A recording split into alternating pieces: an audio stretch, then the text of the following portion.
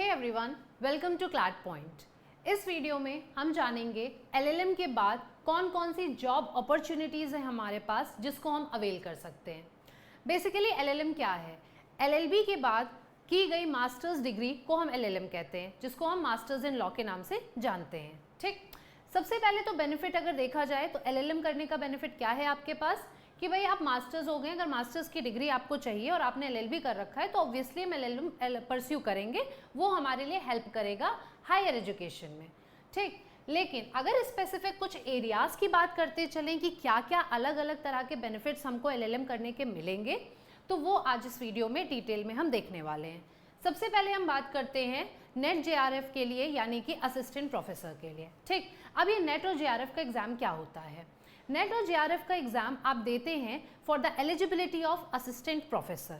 ठीक, net JRF का exam क्या आप बिना एलएलएम के दे सकते हैं? नहीं दे सकते हैं। उसके लिए आपको एलएलएम करना ज़रूरी है, यानी कि बेसिक एलिजिबिलिटी जो है नेट जेआरएफ की वो क्या है? आपका मास्टर्स होना लॉ में ज़रूरी है अगर आप लॉ की फील्ड में हैं तो। ठीक, अदरवाइज किसी भी फील्ड में मास्टर्स का होना ज़रूरी होता है फॉर नेट जेआरएफ। अब नेट जेआरएफ अगर आप देते हैं, आप वो क्वालिफाई करते हैं, तो फर्दर वो आपको हेल्प करता है असिस्टेंट प्रोफेसर के लिए। किसी भी प्राइवेट यूनिवर्सिटी में आप असिस्टेंट प्रोफेसर की तरह अपॉइंट हो सकते हैं, वहाँ पढ़ा सकते हैं। ये हो गया प्राइवेट सेक्टर की बात। बट अगर हम गवर्नमेंट सेक्टर की बात करें तो गवर्नमेंट सेक्टर में वहाँ पर आप एलएलएम कर चुके हैं और उसके बाद आपने नेट क्वालिफाई कर लिया, तो उसके बाद आप सीधे सीधे असिस्टेंट प्रोफेसर के लिए अप्लाई करने के लिए एलिजिबल हो जाते हैं। ये गवर्नमेंट वाली जॉब्स कहाँ से आती हैं? ये आपके जो स्टेट कमीशंस होते हैं वो करवाते हैं एग्जाम्स। दूसरा, हायर एजुकेशन कमीशंस होते हैं, वो भी इसके अलग अलग स्टेट के अलग अलग अपने यहाँ पे करवाते हैं। वैकेंसीज आती हैं वेरियस कॉलेजेस के लिए, वहाँ पर आप अप्लाई करिए एंड देन आप असिस्टेंट प्रोफेसर वहाँ पर हो सकते हैं। दूसरी चीज़, यूनिवर्सिटी लेवल पे वैकेंसीज निकलती हैं, आप वहाँ पे अप्लाई करके आप वहाँ पे भी असिस्टेंट प्रोफेसर की तरह अपॉइंट हो सकते हैं। So this was all about the higher education वाला सेक्टर। अब अगर थोड़ा सा हट के अगर हम बात करें तो बेसिकली हायर एजुकेशन वाले ही सेक्टर में बात हो रही है कि फर्दर आपको अगर स्टडीज़ करना है, फॉर एग्जाम्पल आप पीएचडी की बात कर रहे हो। ठीक, अब पीएचडी, क्योंकि सीधी सी बात है, अगर आप डॉक्टरेट करने जा रहे हो तो उसके लिए आपको मास्टर्स होना ज़रूरी है। तो कुछ लोगों का तो होता ही है कि हमको भाई एकेडमिक्स में जाना है। ठीक, एकेडमिक्स में भी सिर्फ एलएलएम करके नहीं जाना है, रादर हमको क्या करना है, हायर स्टडीज़ करनी है। पहले हमको पीएचडी डॉक्टरेट की डिग्री चाहिए, फिर हम भाई कहीं पर अपॉइंट होंगे एज एन असिस्टेंट प्रोफेसर। तो पीएचडी करने के लिए आपको एलएलएम ज़रूरी है। ठीक, तो उस एक तरह से वो बेनिफिट हो जाता है। बिफोर वी प्रोसीड फर्दर, उससे पहले हम आपको बताना चाहते हैं कि हमारे यहाँ अचीवर्स बैच है क्लैट पीजी 2024 के लिए एट द रेट ऑफ 14,999। दूसरा बैच है 2025 का क्लैट पीजी का चैंपियंस बैच के नाम से एट द रेट ऑफ 21,999। ये दो बैच अलग अलग क्यों चला रखे हैं? क्योंकि इस ईयर के एंड में दिसंबर में जो पेपर होगा वो 2023 में हो रहा है दिसंबर में, लेकिन उसका नाम जो है आप 2024 के नाम से जानते हो। ठीक है, दूसरा नेक्स्ट ईयर जो 2024 के दिसंबर में एग्जाम होगा that would be known as 2025 का क्लैट का पीजी का एग्जाम। ठीक, तो अभी आप चूज अपने अकॉर्डिंग कर सकते हो कि आपको कौन सा क्लैट अपीयर किस क्लैट में होना है, तो उसके अकॉर्डिंग आपका ये हो जाएगा। अगर आप 24 वाला लोगे तो आप इस साल पेपर में बैठोगे, और अगर आप इस साल ना दे के नेक्स्ट ईयर देना चाहते हो तो अभी भी आपके पास अपॉर्चुनिटी है कि आप अभी से ये बैच ज्वाइन कर लो, जिससे कि आपकी तैयारी और अच्छी हो जाएगी 2 साल के लिए। ठीक, इसमें आपको क्या मिलेगा? इसमें आपको फिजिकल स्टडी मटेरियल आपके घर पे पहुंचाया जाएगा। दूसरा, आपको यहाँ पर लाइव क्लासेस भी मिलती हैं, रिकॉर्डेड लेक्चर्स भी मिलते हैं। अपार्ट फ्रॉम दैट आपको पर्सनल मेंटरशिप सेशन मिलेगा। ठीक, अगर आपको और डिटेल्स जाननी है तो आप क्लैट पॉइंट का ऐप डाउनलोड करके उसमें जाके डेमो क्लासेस वगैरह आप देख सकते हैं, उसके बाद आप ये अपॉर्चुनिटी अवेल कर सकते हैं।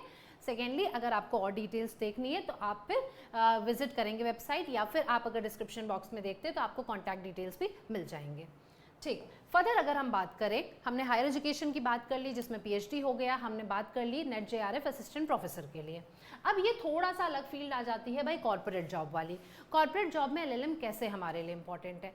इसलिए क्योंकि कॉर्पोरेट सेक्टर नो डाउट बहुत बड़ा रोल प्ले कर रहा है आज की डेट में। अगर कुछ लोगों का सपना होता है कि भाई उनको बड़ी बड़ी लॉ फर्म्स में जाके जॉब करनी है, ठीक, खूब पैसे कमाने हैं, तो वहाँ पर क्या है, LLB करके भी ऐसा नहीं है कि आपको जॉब नहीं मिल रही है। LLB करने के बाद तो आपका ठीक है, प्लेसमेंट हो गया, आप वहाँ पर जॉब कर रहे हो, बट जब आप LLM हो जाते हो तो ऑब्वियसली बात है ना, चेरी ऑन द केक की हम बात करते हैं ना, वो चीज़ यहाँ पर आ जाती है। वो अपॉर्चुनिटी आपके लिए और ज़्यादा अच्छी हो जाएगी, वहाँ पर आपका पे स्केल बढ़ जाएगा, ठीक, आपका एक्सपीरियंस बढ़ जाएगा। दूसरा, क्योंकि जब आप LLM करते हो तो आप स्पेसिफिक सब्जेक्ट में स्पेशलाइज हो जाते हो, तो वहाँ पर क्या होगा, वो आपका स्पेशलाइजेशन काम आएगा, ठीक। तो वहाँ पर क्या है कि कॉर्पोरेट सेक्टर की अगर हम बात कर रहे हैं तो यहाँ पर आप IPR से कर सकते हो कॉर्पोरेट सेक्टर में, ठीक है, आपके बिजनेस लॉज में होता है, अलग अलग तरह के होते हैं, उसमें भी कर सकते हो। दूसरा, किसी को अगर कॉर्पोरेट सेक्टर में नहीं जाना है, कोई जो है, अभी हम रिसर्च एसोसिएट्स की वजह से बात करेंगे, तो जो ट्रेडिशनल सब्जेक्ट्स कुछ होते हैं, constitution, administrative laws, criminal laws की अगर हम बात कर लें, तो भी LLM करने से क्या होता है, आपको एक स्पेसिफिक सब्जेक्ट के बारे में स्पेशलाइज्ड नॉलेज हो जाती है, जो आपको कहीं ना कहीं प्लस पॉइंट देती है, ठीक। नेक्स्ट अगर हम बात करते हैं जुडिशरी की, जुडिशरी के लिए क्या रिक्वायर्ड है, जुडिशरी के लिए LLB रिक्वायर्ड है, तो क्यों LLM क्यों करना चाहिए। LLM करना, अगर आप यहाँ पे LLM कर लेते हो तो दूसरी चीज़ ये हो जाती है, अगेन अगर आप पढ़ाई करते रहते हो, ठीक, आप जब भी जब छोटे पे होता था ना कि जिस क्लास में हम पढ़ रहे हैं वो क्लास हमको टफ लगती है, लेकिन जैसे ही हम नेक्स्ट क्लास में जाते हैं हम पिछले क्लास की मैथ्स की बुक बहुत ईजिली सॉल्व करने लग जाते हैं। वही चीज़ है, अगर LLB पढ़ के रह जाओगे ना तो LLB हमेशा टफ ही लगेगा, वो सब्जेक्ट्स हमेशा टफ लगते रहेंगे।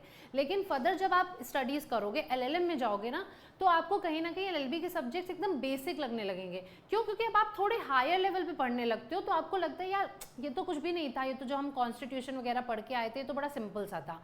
तो इससे क्या होगा, आपका एक्सपीरियंस बढ़ेगा, आपकी नॉलेज बढ़ेगी, एक चीज़ ये होगी। दूसरी चीज़ ये होगी, तो वो आपकी प्रिपरेशन में हेल्प तो करेगा ही करेगा। दूसरी चीज़ ये होगी जुडिशरी में कि जब आप PG होते हो तो यहाँ पर आपकी पे स्केल में भी फ़र्क पड़ता है, तो इस तरीके से भी आपके लिए इंपॉर्टेंट हो जाएगा LLM, अगर आप प्रिपेयर कर रहे हो जुडिशरी के लिए। Next comes to research associates. हम रिसर्च एसोसिएट्स की बात क्या कर रहे हैं, इसमें क्या होता है, तो रिसर्च एसोसिएट्स जो हैं अलग अलग कंपनीज भी निकालती हैं इनकी जॉब, आपको गवर्नमेंट सेक्टर्स भी मिलेंगे, आपको PSUs मिलेंगे, आपको अलग अलग ट्रिब्यूनल्स भी मिलेंगे, मतलब n नंबर ऑफ चीज़ें हैं यहाँ पर रिसर्च एसोसिएट्स को लेके, जो कई जगह के इंस्टीट्यूट्स निकालते हैं। यूनिवर्सिटीज़ वगैरह में आपको मिलेगा। दूसरा, स्टेट के प्रोजेक्ट्स होते हैं, सेंट्रल प्रोजेक्ट्स होते हैं, गवर्नमेंट की स्कीम्स होती हैं, उसके तहत रिसर्च एसोसिएट की रिक्वायरमेंट है, तो ये सारी वैकेंसी निकलती है। अब उसमें क्या होता है, उसमें आपका मास्टर्स होना ज़रूरी है, वहाँ पे सिर्फ LLB वालों को नहीं लेते हैं। क्यों? क्योंकि वो आपसे रिसर्च कराएंगे, और रिसर्च किसको आती है, रिसर्च उसी को आती है जिसने LLM कर रखा है, क्योंकि LLM में हम एक पेपर पढ़ते हैं रिसर्च मेथोडोलॉजी का, रिसर्च करना हम LLM से स्टार्ट करते हैं। तो बेसिक रिक्वायरमेंट जो रिसर्च एसोसिएट की है वो क्या है, LLM। भाई PhD है तो वेल एंड गुड, तब तो अच्छी बात है, क्योंकि वो तो फिर रिसर्च स्कॉलर है, रिसर्च तो कर ही रहा है। लेकिन अगर वो बेसिक रिक्वायरमेंट के तौर पर LLM तो होना ज़रूरी होता है। तो अगर आप ऐसी अपॉर्चुनिटीज़ अवेल करना चाहते हैं तो इन दैट केस आपके लिए LLM ज़रूरी है। इन एडिशन टू दिस एक PSU वाला यहाँ पर रह गया। PSU में क्या है कि पब्लिक सेक्टर अंडरटेकिंग्स में अगर आप जॉब करना चाहते हो तो वहाँ पे भी रिक्वायरमेंट आपकी LLM की है, ठीक। क्लैट का एग्ज़ाम होता है इसके लिए, सबको पता होगा, क्लैट PG का एग्ज़ाम में आपको अपीयर होना पड़ेगा, और वहाँ पर आपको एक अच्छी रैंक अवेल करनी पड़ेगी to get into the PSUs। PSUs बहुत सारे हैं, ठीक है, इसमें मिनी रत्ना, मेजर रत्ना वाली कंपनीज होती हैं, उसमें आपकी वो स्पेसिफिक आपकी रैंक के बेस पे आपको डायरेक्ट भी ले सकते हैं, रिक्रूट कर सकते हैं। दूसरा, कहीं कहीं पर इंटरव्यू होता है, वो वहाँ पे भी होता है। तो इस तरीके से आप वहाँ पर जाएंगे, एक अच्छा खासा पैकेज आप अवेल करेंगे, तो इस तरीके से भी आपको LLM हेल्प करेगा। सो ये सारे ऑप्शंस थे जो LLM के बाद आप जॉब अपॉर्चुनिटीज़ आपको मिलती हैं। ऐसा नहीं है कि सिर्फ कोई मेरा फ्रेंड कर रहा है LLM तो चलो कर लेते हैं, डिग्री मिल जाएगी। कभी भी डिग्री के लिए कोई चीज़ सिर्फ नहीं करनी चाहिए, इनफैक्ट आपको उसके प्रोज एंड कॉन्स तो पता होने ही चाहिए। सो इस तरीके से आप अगर LLM कर चुके हो या आप करने वाले हो तो डेफिनेटली इनमें से जितने भी मैंने बताए ऑप्शंस, उनको ज़रूर एक ट्रैक पर लेके जाने की कोशिश करो, जिससे कि आपकी डिग्री का सही इस्तेमाल हो पाए। Thank you so much.